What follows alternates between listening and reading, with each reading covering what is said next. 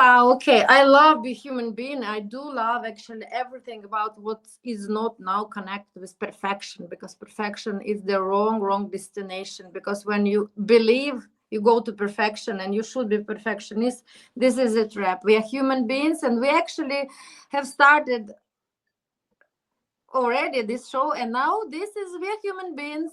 It's number two, and we can change if we can still channel the this environment and this energy. We had to broke, but okay, to break. So welcome again to the very nice episode of Diversity is the Game Changer, and please help me to welcome my friend from Norway. I'm sitting here in Paris. It's still cool to rewire how it should be like otherwise all of a sudden, but nothing is coincidence.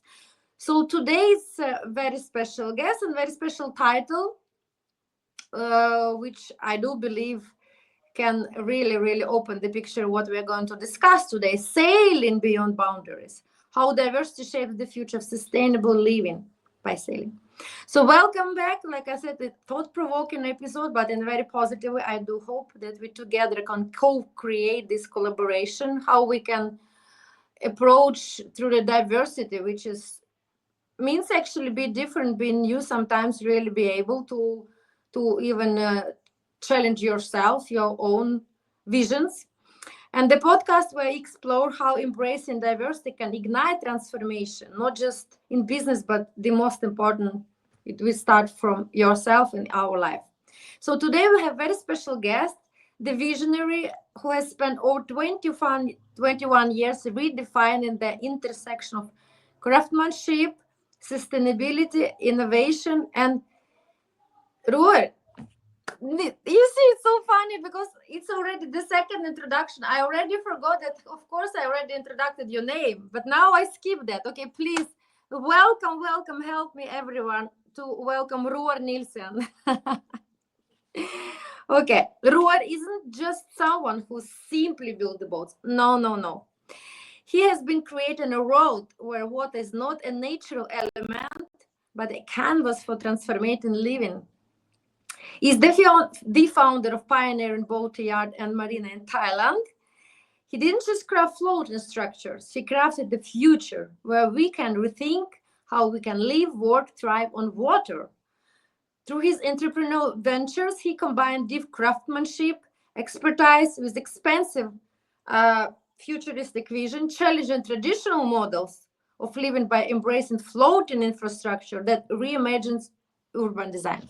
And again, we were already at this moment at the previous cast, which didn't went well. So I could sit and continue and go on. First of all, because I do love speaking with brilliant minds like Roar, but also because he's achieved so much. But now the stage and mic is yours. And I'm but I would like to facilitate it will be dialogue, not just monologue from my side.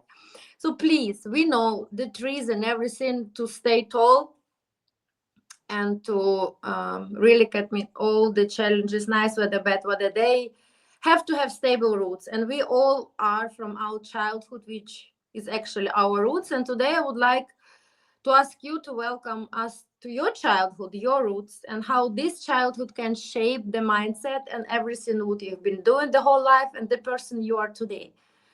Welcome. Thank you. Mike is yours. Valeria is not talking now. Thank you.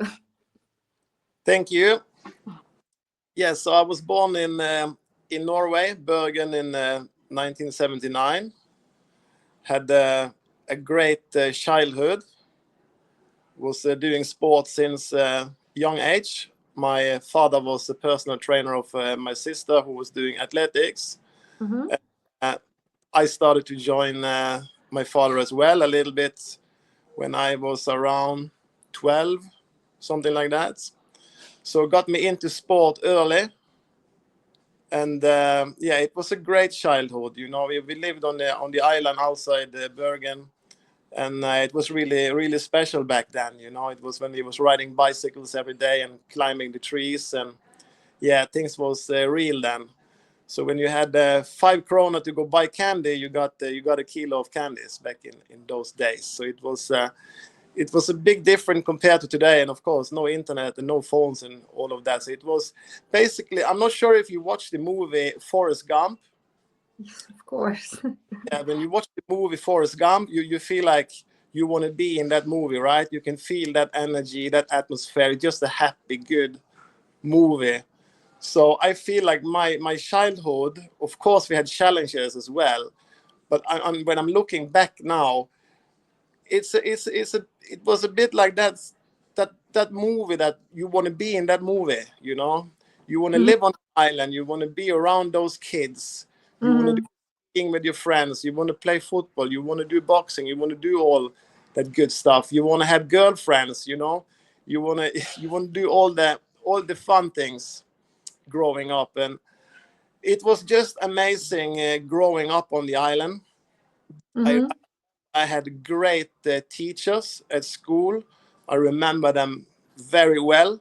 So when challenges comes in life, which comes to all of us, I can pick up the memories from school, from especially a couple of those teachers.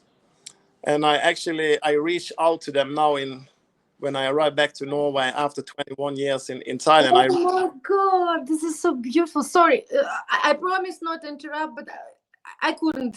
I Yeah, got the goosebumps. It's so beautiful. Oh, thank you for sharing that. just so good teachers and schooling systems, and also my trainers at football. I played football until I turned 15. I was a captain on the team. I was pretty good, and then I decided that I want to do. I didn't want to rely on any teammates. I Mm-hmm, wa- mm-hmm, I wanted to do boxing. So kind of if I was winning or losing, it was up to me. So I started training boxing here in Bergen until I turned 19. So I was doing training twice a week, and I was doing conditioning with my father. My mm-hmm. father came to watch any of my fights because he didn't like that I turned into a boxer. Mm. He made sure that I had great conditioning when I competed at the low level. I understood quickly that I had potential, but I saw people in the gym who was way better than me. Mm-hmm. And one of them, I believe, he went to the Olympics. He got third in the Olympics, and the other ones, few of them turned professional, but they never made any money, right? And when I saw them, and I could see they was better than me, I started boat building at age 19 Wow. In Norway, in in the Norway. coastline where you were born, right? Yeah, I was building boats at the island just outside Bergen at Askøy. So I had two small facility there that I was building at Mm-hmm. out there. So yeah, it's been amazing. Wow, thank you so much for. First of all, I'm very visionary. I already could see that I've been living 19 years now in Norway, so I know how looks it can. It's amazing. It's magical. And first of all, thank you so much for sharing your story about the brilliance of the childhood, which is a real childhood, which we unfortunately get evidence every day our kids cannot experience anymore because everything's so this line between real friends, dear friends, social media friends, which is actually very, very, we can talk tons of hours about the quality of relationship now, right? So but back at the daytime, because I made it Soviet, I'm just 1 years younger than you, then I know what you want, what you're talking about, right? So being present, being there, create deep connections with nature, because I was also born in quite poor family. We didn't have the money to buy toys, but it never stopped me. The lack of fantasy, I made them myself from the flowers. What is the problem now? People now, like, and their kids, they're so much in my, like, in intellect and mind, but we don't talk about negative things. But thank you so much that you actually already underlined how much now this word nowadays, I hope more and more will be, we grown-ups Western can be focused on embodiment. So actually we know, and parents know, And that's why they focus so much that kids, they should do sports, they should be in nature, because this is embodiment. And now all of a sudden, when we came to the corporate and C-levels, we just sit all the times. We don't do it anymore on the trees and doing all the stuff which we can use our bodies. We don't use them at all, right? And boxing, I do love. First, you were like a team player, then you decided to try a little bit to be solo player, because box is solo playing.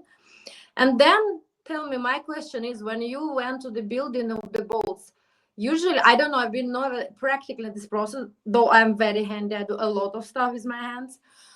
But building the boat, again, I do believe, I assume it's much easier and fun to do it in a collaborative project and spirit with, again, maybe with friends, but again, with a team, not just solo. Am I right or am I wrong? What was your journey about that? Regarding the boat building, yeah, you need a team to be able to do it. You need people who can do the fiberglass. You need people who can do the stainless steel, the wooden work, the assembling. It's still a team, and you're working against the same targets, right? Mm-hmm. So it's a team effort.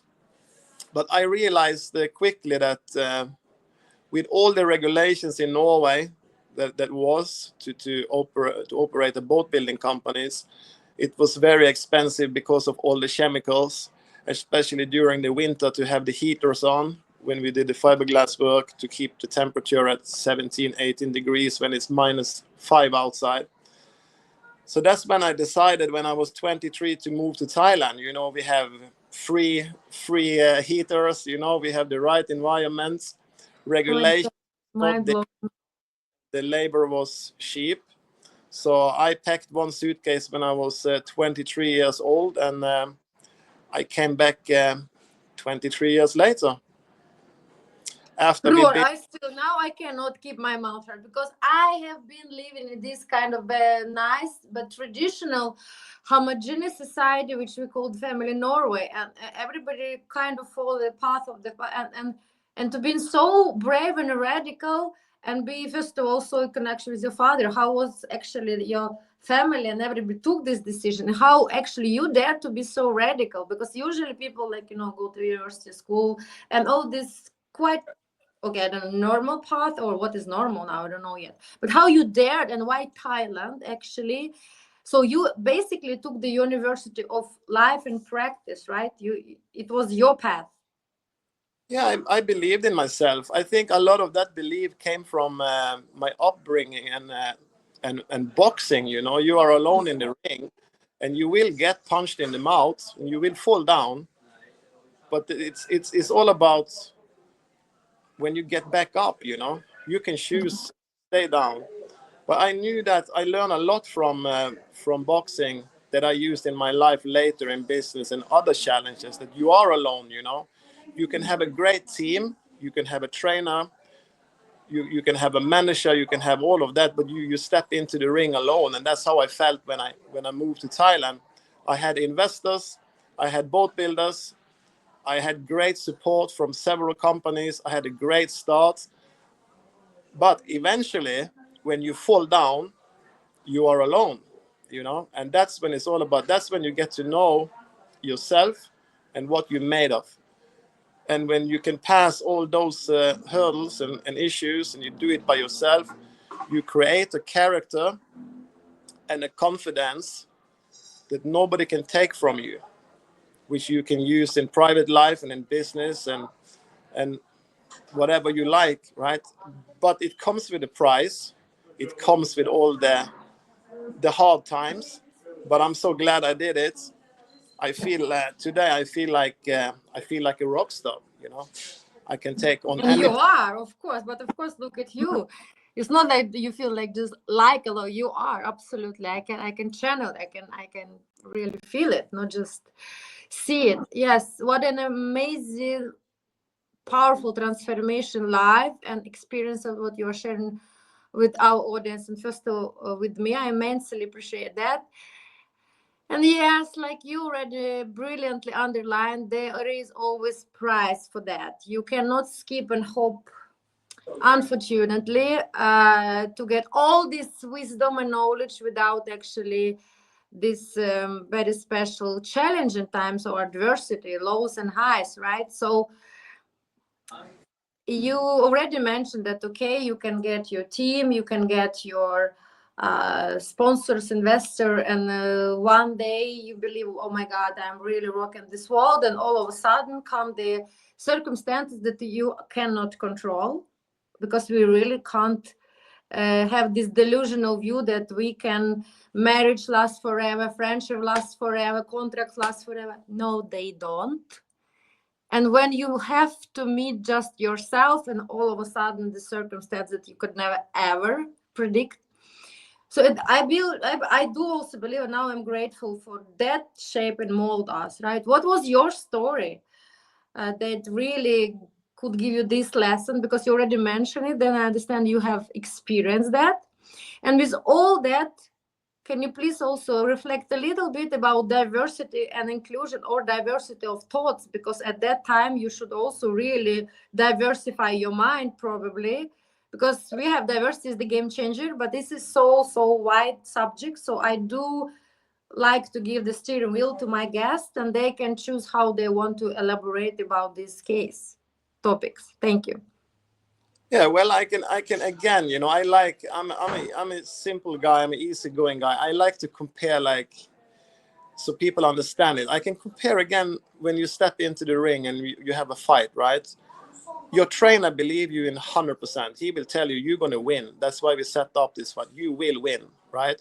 And your management, he wouldn't match you into something that where he think you can lose. So they are 100% confident you will win this fight, and Yeah. you believe it yourself, right? It's the kind of the same thing in business. You have Mhm. investors, you have partners. They all believe in it. We are sure that we will win, but you are not winning every single time. You will lose some, right? That's in private life and in business as well. And I think when that happens, the way I do a lot of meditation and I do a lot of exercise. I eat healthy. I'm a spiritual guy. I believe in the universe. I have a lot of experience in life. I think that when these things happen in life, if you had a great childhood and if you have a family who teach you how to believe in yourself, and you have teachers who say that you are great, you have trainers who always been there and believe you and support you, when these things happen 20, 30 years later, you pick that up, those words that you got from your coach when you was 10 years old, for example. I remember clearly what my coach told me or my trainer told me when I was 10, and I remember what my teachers told me when I was 10. So I bring that up when times are really tough, when your girlfriend leave you, you lose your company, and it's hard times, right? And then again, it comes back to sports. You use that experience because when you lose a fight, they set up a new one, and you train differently, you prepare differently, you have a different mindset, and you come back stronger. And that's what I did in business when I had challenges. I came back and I made it again because, yeah, you believe in yourself. Amazing. You already mentioned all this challenge, but can you be a little bit, if you want, it's just very open encouragement to be more like, because I do believe in the power of storytelling, in like not when we just exemplify, for example, if you do that, but have what have you experienced? What has happened to you that really you could get to this self-managing things which you have mentioned now, because this is the most important, like, because the whole your life it's your biggest startup, and you, if you can't manage yourself, so it's how you can manage others process. Then you have already mentioned it, like meditation and being first aware, and you're on a spiritual path, right? But how, I know of course you already was put in the environment, they're more still oriented and like grounded and indigenous people in Thailand, probably the Asian culture than Western culture now. But exactly like about you, what actually your practice now? How did you start? You were first time like extended to that, and could you then, based on that, give some maybe like a coach advices to people who can listen and watch us? And probably if some youngsters watch us now, you can also be kind of as your coaches and teachers and give simple three small examples of these things which you really practice yourself, and you could advise and give like nice encouragement, because at the end of the day everybody decide themselves. But what worked for you, and what would you actually share with our really youngsters, what they should focus on? Thank Take your body and your mind. That's number one. Mm-hmm. You are what you eat and drink, Mm-hmm. who you become, and believe in yourself 100%. Surround yourself with good people, and you have to be in good places, because I've seen several times we have good people, but they are in the wrong places or in the wrong energy. It can be a beautiful place, it can be a nice restaurant, it can be a nightclub, but there is some energies there that is not quite right. And if you feel like the energy is not right, listen to your gut feeling. There is a lot of communications happening in your gut that sends signal to your brain and can tell you. That's why sometimes when you feel like, oh, I feel it in the stomach, this is not good. If you feel that, most likely it's not good. And another thing I would say is that this can be friendship or business or anything, right? Mm-hmm. When you start to believe in something and you really believe in it, and you put the hours in and you're living right, and I mean, you cannot just work on projects. You have to do the whole thing. In my world, you have to take care of your mental health, your physical health. You have to live right. And when you eat something, try to visualize, okay, I'm eating a chicken now, this is protein, this is healthy. I'm drinking water, I'm getting hydrated. Try to visualize this gets into your body, this is healthy, this is a good thing. You take care of your health first. That's number one. And then you have friends, right? And I have to be honest, I have some, what can I say, bad friends. They're not really bad, they're fun, right? But they like to go out on town sometimes too much. And they call me and say, let's go have beers, right? And that's fine. Do that, go out. But don't spend too much time with just the fun friends. Get some real friends around you. Get a good family around you, and be wise. If you have a group of friends, let's say five friends, Mm-hmm. if one that is on a different energy level, maybe he don't have the same intentions that you have, get away. Surround yourself with good people. If you sense something, again, you get this gut feeling, most likely it's true. And it's the same thing when you come to business. You're building a team. Let's say you have 4 people who really believe in this, and then you have one that is negative. Many times it's not the business idea that is the issue, it's the people involved. And if you have one that doesn't have the same energy or intention as you have, you can really get into deep waters down the road years later.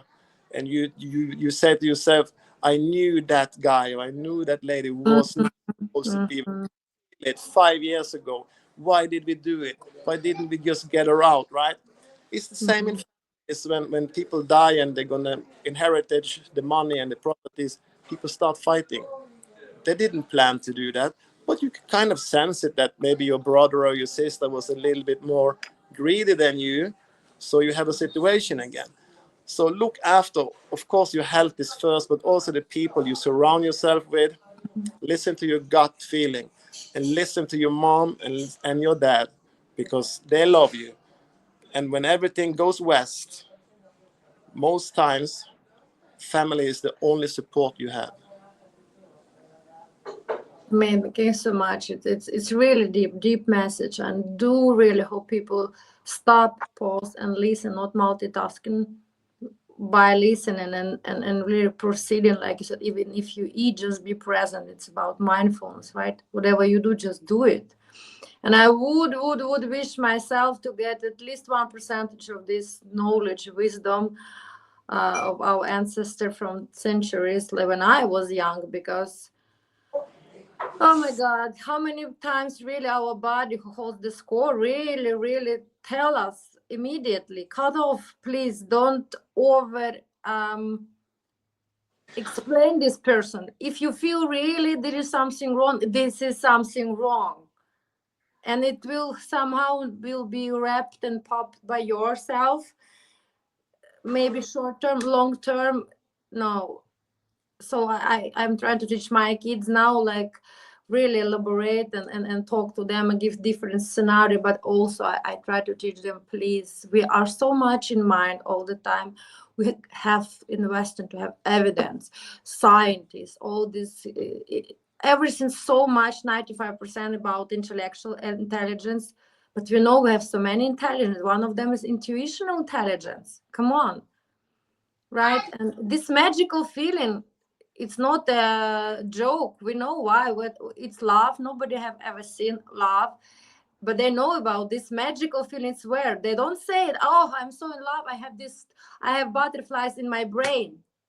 No, it's not your brain, it's your in stomach, and then your body always answer immediately.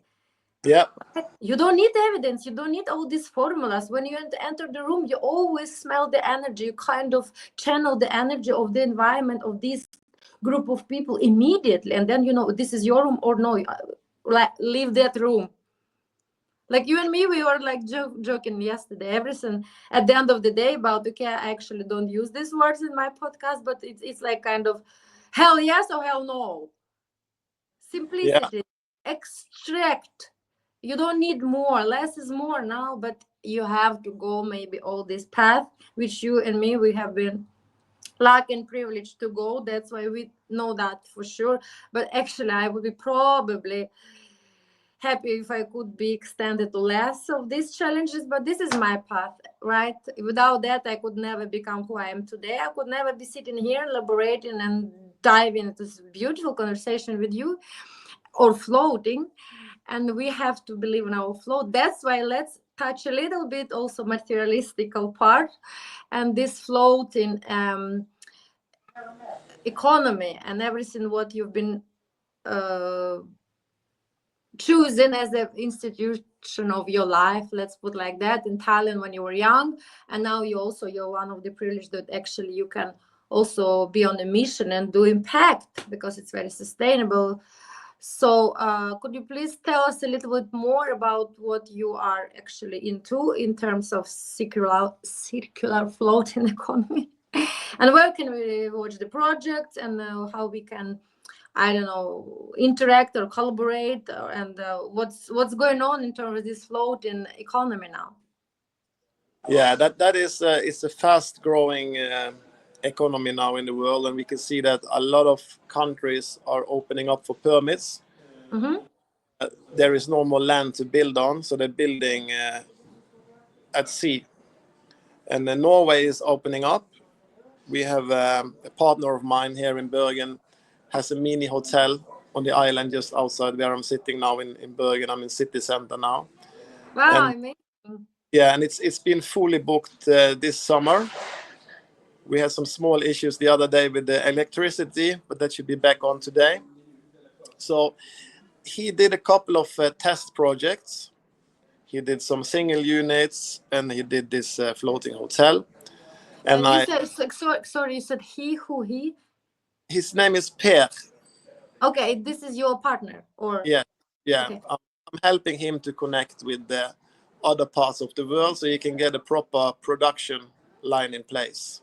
okay. And Mm-hmm. I'm working with several other companies as well in Finland. We are looking into Holland now, Vietnam, and China. So I'm not building the boats or the houses myself anymore. I'm more like connecting what needs to be connected. And this is interesting because when I started teaching boat building in Thailand, the craftsmanship the Thai people do, they became better boat builders than me within 5 years. So I didn't have to build anymore.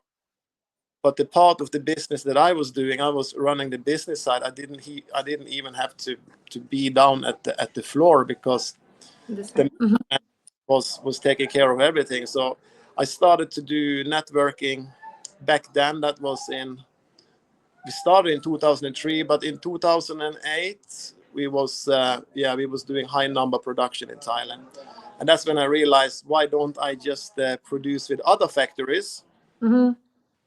I can produce all over the world, because craftsmanships are in place and there is several markets around that we can target. So I did the feasibility studies and the business plans, and I started to work with bigger international companies, which we are today for the floating properties. So it's a boom now within floating properties. There is shipyards now, they are fully booked, they cannot take more orders. So I'm looking to connect the right companies, and I know you are a close friend with Bruce. He is helping us doing that. He's a really clever, nice guy. So he's doing a lot of that work. So I'm kind of behind the sceneries and doing my little magic, to get things done. Amazing. And at the end of the day, it's everything about this energy and channeling and using this little magic of us. That's why diversity and then inclusion, because I have my path of little magic, you have your little magic, Bruce has little magic, and then all of a sudden when we are collaborated, we are united, we are stronger, we have huge magic, right? And I do believe in doing magic, because people are so strange in Western. They kind of teach and remember that their kids should be focused on sport embodiment, and they start the whole life with reading them fairy tales and making them believe in magic. And what they are doing years later, they try to unteach them everything they had been put and taught the whole childhood. It's a magic. But of course, when you grown up, I still do very much magic, but also you should also help a bit, because your dreams and magic doesn't maybe work if you don't work on it. So let's then connect our little magics and do a lot of, not a lot, but what we are actually here to be sent, our calling by diversity of magic. Maybe I love one time, maybe you and me and Bruce can make really some cool retreat or special event, which we can call diversity of little magic or diversity of magics. It's amazing.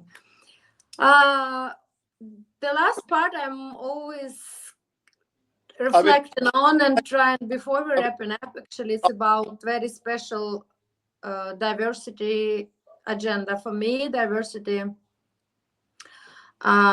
dimension, which is quite new now, not new in existence through the whole nature of humanity. We had never divergence. It's just so easy as cognitive divergence. It's actually just put in the short version, our brain are wired differently, and that's why they can create little magic. And we kind of do believe and we accept, and there is no resistance that all the fingertips, billion people, we are different, DNA different, every single snowflake since we have been created different, but all of a sudden our brain should be not different. And then it's still very much stigma and prejudice that, okay, we, the whole society, should operate just like this. But our brain's so different. And now we know, especially in research and development and sustainability and innovation, we need different minds. And then different minds comes from different brains. That's it. Neurodivergence is cognitive diversity. And me displaying myself, OCD, neurodivergence, sometimes really like this one is playing funny stuff with me, attacking me, which I'm also now meditating it twice and so conscious about eating healthy and healthy habit, because it's also every intertwined, connected with my body. So my question is, basically it can be also very open, just reflecting together about neurodiversity people, minds, approach, how we all together can do all these little magics that now more and more understanding and embracing and not just accepting or tolerating it. It's negative charge word for me. If somebody have to tolerate me, it should be immediately I have to be fixed to be normal. Why? I don't have to be fixed, and I don't want to be fixed, right? I want to be myself, and it's still very, very difficult in especially Western society now. What's your opinion about the power of actually neurodivergence and how we can manage these processes that people in this society and globally can be more friendly to build like more neuro-inclusive communities? Thank you. Well, I think everybody is different, and I think that you can channel a lot of those challenges, if we can call it challenges, into something good. Mm-hmm. Many times I don't think it's negative. Me myself, I know I'm an extreme character. When I am training, I'm training. When I'm working, I'm working. When I go out drinking beers, I'm drinking beers. I do everything 100%, right? And characters like us, and I think that's why yesterday when we spoke yesterday, you say that you are going to Miami, right? And I'm working on the project in the Caribbean in Turks and Caicos, and you said you want to come to Miami. I'm like, why not? You know, maybe I fly to Miami and see you there. Like, you take decisions quick. What do you say? Maybe it was even not yesterday. Now suddenly this is option. No. If There I you want to come to Paris, it will be just our stop, breakfast, and we go. And now first, maybe I'm not taking you. Maybe no. yeah, I take it back. No, I think like people like us, we talked about it yesterday. We are spontaneous. There is two different kind of people. I understand people like to sit home with their wives, watch TV, go to work every day, do these things, pay off the house, and I respect that. You can do that. Watch TV. You know, we have these state channels in Norway where everybody watching all the TV shows and the news. And I haven't owned a TV in Not 20. everybody. I never watch TV. Life is too short. Yeah, I watched TV at the hotel the other day, and it's the same people working at the TV as 20 years ago when I was back in Norway. They just look a bit older, right? And I believe the audience are the same, and good on them, you know. Yeah, But we need stability. Yeah. for me, like, I want to go to Miami, I want to go to Caribbean, look at projects, you know, have some wine with you and friends, and do business and have fun. But for other people, I would say normal people, they would never do that. You know, they're not able to do that because that's the kind of life that they are living. And I believe our families, it's very hard for them to understand the way our minds work, because when you said Miami, I'm thinking, okay, I'm going to go down and sell some floating properties. That was the first thing that came to my mind, right? But our family are probably like, is this safe? Is this good? Why is it doing? Why are you going so fast, right? And What can be safe now in this world when the war can come just like this? What can be safe without stimuli? Nothing. yeah. Nothing is safe anymore. So Sorry, interruption. Even yeah, me, now I interrupt you again. no, and I think that people take chances, and I think people like us, if we don't take chances, we will not be happy. We will never be genuinely happy, because we need to take chances. We need to feel alive. We need to interact with people, right? Yeah. I'm going to town. I go down to the fishing harbor, the fish market, just to have an international Conversation, yeah, interact. around me, right? I want to sit with the tourists. I can sit out on the island, people watching TV and doing nothing and watching the trees. I'm used to be around people. And I just think that people like us will never change. And if we change, we will never be genuinely happy, because our minds are wired differently. And that's why you and me and Bruce connect so well. That we, because we are the same energy, same kind of minds, a little bit wild, and we can be off track sometimes. But when it comes down to do stuff, we do it. Amazing, you know, it's so amazing because can you imagine Trinity project? We can really do it because can you just imagine he's New Zealand guy living now in Thailand, you Scandinavian Viking living all over the world. I'm Slavic, living in made in Soviet Ukrainian, also experienced much in Scandinavia, but at the end of the day, like you said, because we perceive the world differently, and you said maybe we can never change. I can just supply a little bit. We change every day, you and me, by interaction, but we change in our path, in our way of changing. We evolve together, but we cannot be changeable at that way. Like other people, maybe 80% of people, they function like this, but Yeah. without us, people like really different who dare to think that crazy that we can propel the society and industrial revolution and all the challenges we have to fix globally. It doesn't help to have the line to totally align my people. Like this is blind way. I, So I, will, I will give you a good example about Bruce, okay? yeah, He was running the beach down in the south of Thailand. And when I was walking, I'm doing all my business on my phone. That's why I need nice weather. I need sunshine because I'm out walking everything. you're walking by token. Yes, man. Yeah. Mm-hmm. No. Manage. How you call it? Walking by managing by walking, something like that. Yeah. Something like that. Yeah. So between 2 to 6 hours every day. So I was walking the beach in the south of Thailand, and he was running, right? And I saw him a couple of days, and he's 20 years older than me, you know, and he's really fit, he's good looking. And then one day he stopped, and I remember very well he had this red caps on and the shirt, and I remember in crystal clear, like suntan and New Zealand slang, and we started talking. And when I started talking to him, I just felt this special energy, like this guy is different. I could feel it, right? And then we started working together, and he'd been behind me since, right? And so we had a meeting in Bangkok when I was developing this marina in the south of Thailand in Chumphon, together with the government and a group of private investors. Mm-hmm. We did a medium-sized marina. It's about 60%, 70% completed now. 141 birds with the beachfront property. So we had this meeting in Bangkok up in one of these skyscrapers, right?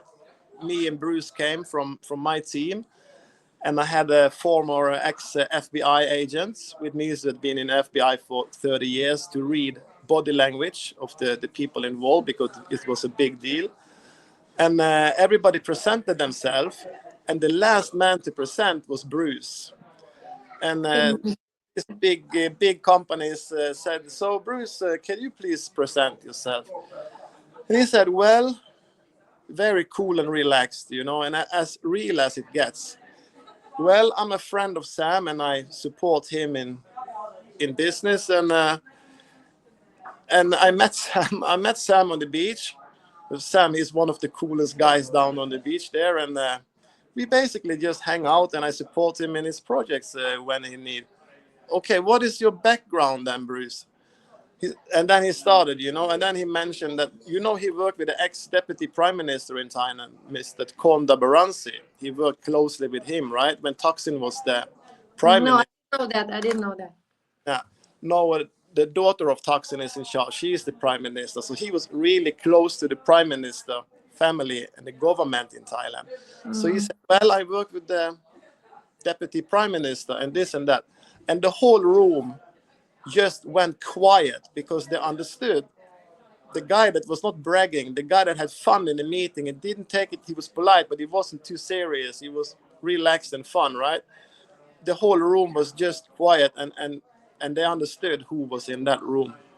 That Of course, because why he already came to that level of awareness in his life, and people like Bruce and like I'm channeling and feeling like you, they don't need it all to take extra space to feel something because they know already the holistic approach of value they have for themselves and what they can bring to the table.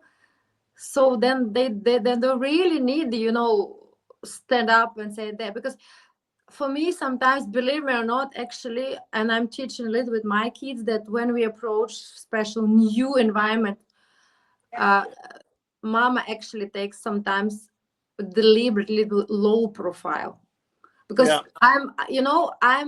I'm so now, not now, but I know how much energetic I am, and already people can channel, and sometimes it's to them more than enough from the first time, without I'm opening my mouth. I said I'm 7 language fluently speaker, I'm Mrs.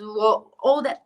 That's why I even separate on LinkedIn. There is no any accolades from Instagram, and when sometimes people, then I just very humbly say that, okay, you can go to Instagram, I can also help, just help you with that and that, and said, oh my God, Valeria, but why you never said you're Mrs. That? And I said, what? But why should I?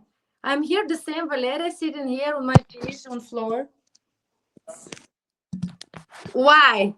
I can get my, I don't need them because I wear now just secondhand, upcycling, recycling. I if I wanted, I could be now staying on those heels, like, make a lot. But why should I? I don't need that. Less is more. So that's why we channel with him like this, like, from the 5 minutes of conversation. That's why, like, me and him, like, he's like, well, yeah, with our energy, we have all little magic. They have to meet and help other people.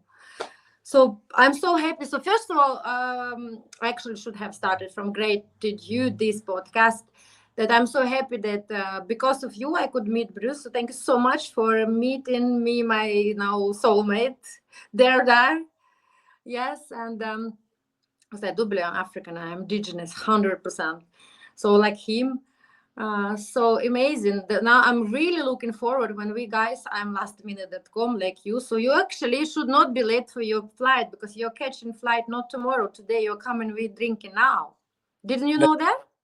Let's do it. Yeah, let's do it, right? Because today also the first time I'm inviting my very close friends here to the new apartment, and nobody was here yet. And this is pure channeling here on the floor, pajama party. I'm not invited for some sophistication. It will be on the floor. You can come in your pajama if you want, but with the Okay. heart and values you have. This is the most important. So wow, what a powerful episode! But I knew that. I just want to channel it, be totally present. That's why I told you yesterday. No structure. Tomorrow we will new people. We will discover it. Will be a totally new flow, energy, and actually what we are doing together, right? So amazing. And I started my morning from Bruce today, 9 o'clock. Okay, I Yeah. woke up earlier, meditated, grounded, journaling, and then I blink and Bruce, and I was waking up and call. I'm in the morning. I'm night owl. I'm totally coma. But Bruce, I wished myself to have. Everybody should have Bruce. Come on, everybody should have own Bruce, especially in the morning. If I had my own Bruce 5 minutes in the morning, oh my God, the whole planet can be saved. Not 100%. like, And you know what I mean? I want to ask you one question. Please do. Before this podcast, I sent you a photo of my partner. She just released from the hospital. She's been 19 days in the hospital, and you Yeah. see we had lunch. And when you saw that photo, what did you feel when you had a look at that photo? And I wrote you immediately because it was so blissfulness and peaceful ness, even from a small image on desktop, which never can impress me anymore. But this picture really caught me because, again, just 20 minutes before I was talking to Bruce, and you know what's happened with his mother, and I asked him, can you please send the picture of your mother? And he sent so many pictures, and I felt so blessed, and I was amazed when you sent me this picture, because this lady is so much alike like Bruce's mother. And I was like, oh wow, this is no coincidence. And I did believe that actually this lady was your mother, but you said that, but it was the same type of energy. So I was like, whew, I was charging immediately from that. I felt the energy. Yeah, Did I answer question? yeah, you did well, really well. But can you tell me why you asked this question? And it's very interesting then, because you also confirmed that, yes, it's true. It's very peacefully here. No, I asked this question because I understand from out of my experience. I can tell you a lot of stories. after living 20 years in Thailand, You can read people. You can feel them. read you, I can read you, and yeah, you change like after 20 years. People are most of them are Buddhist in Thailand. You change your whole way of thinking and energy and spirit and everything, you know. So I was thinking, yeah, I met you first and I connected you with Bruce, right? And I said to you, you need to get Bruce on your channel. And he did a great one, right? And here we are off to Paris and Miami. Let's get Bruce on the team. Yeah, let's do that. I already mentioned. So now, okay, it will be so cool for our audience to really channel and be experience, you know, how the real stuff connection deep, the depth when is the like ground, how it actually should have been done. The all projects, they should start from this channel and energy. And now it's really alive. We are giving a birth to the really something beautiful based on all these small magics, right? That's why I said, like, and I also tell to my people, like, sometimes on show, no pre-structure. Okay, if the first time I can channel, I can help you if you feel uncomfortable, but still, because we are human beings, come on, we don't need to be pre-scheduled, pre-trained, we don't need to be perfect. What is perfect, actually, right? Why then we take hundreds of pictures and just put one on Instagram? Why is that so? It's not true, it's fakeness. People don't look like that, right? Where is the picture where were you crying when you're really like miserable? No, that's why, I mean, it's so beautiful even here, like you and me, we all of a sudden like sitting, and already I'm in my pajama in Paris, you sitting there, and like already we have a birth. The most important actually, what can give the really prosperous future for these projects together, huh? Yeah, Me? there is synergies, and if we can help some people along the way, I think Exactly. Serving, yes.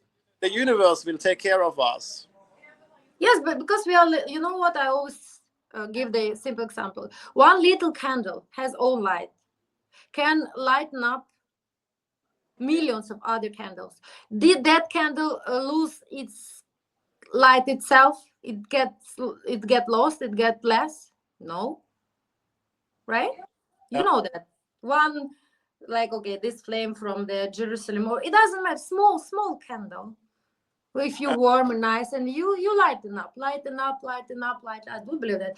Do you this candle like really like losing something because of that? No, you can lighten up the whole world. People don't understand. It's not extraction, it's not competition, it's collaboration, it's togetherness, huh? Magic and togetherness. But in fashion, all this influencer world, social media, I call social media, is the junk food of social connection. We don't have to be there that much. Okay, to meet some people, I do I'm very grateful now I met you and Bruce via social media, but then you have to be self-managed extract. What kind of social media and how much presence and time, right? Yeah, we catch up soon. Yes, so thank you so much. It's delicious. It's like I'm going already now to digest what we have been elaborating today. Now I'll go to Paris, and I need to walk in meditation, listening. I'm very inspired now by you know, Adam Brooks. He's teaching happiness, Harvard School, which, you know, maybe you've heard about Adam Brooks, but not Sujit. Sujit always came this my mind from Embassy of the Future, but oh my God, how you know this guy? Everybody knows now him. How you call it? Not guru. Yeah, Sadhguru. Oh my God, of course, Sadhguru. Oh. And today, yes, I want to just walk, meditate, watch the sun, and watch people watching, and again about self-management. Yeah. Yes, and amazing. So thank you so much for being, first of all, yourself, for sharing your story. It's a transformation. It's powerful. It's so beautiful. Be a role model for so many people to make this ripple impact. And really grateful for you, your connection with Bruce, and this connection now we are creating just right now. It's really giving a birth now. So please stay blissful as you are, and take a very good care of yourself, because you're really actually radiant. You already, you know the frequency you are sending, right? You know that very well. So, and I hope very soon, actually, the next step, call to action, we can meet, sit, and go on and rock and roll. Let's do it. Let's do it. Okay. And my audience, I hope you were and will be enjoying all this beautiful creative mess we have created today. Yes, and still be bold, be diverse, dare to change the rules, the boundaries, everything. Be so unique as you have been created and sent to this world, because everybody else already taken. Thank you so much. I love you, everybody. Send you the blissful energy, and until next time, which will be tomorrow. Bye bye. I just pressed the button.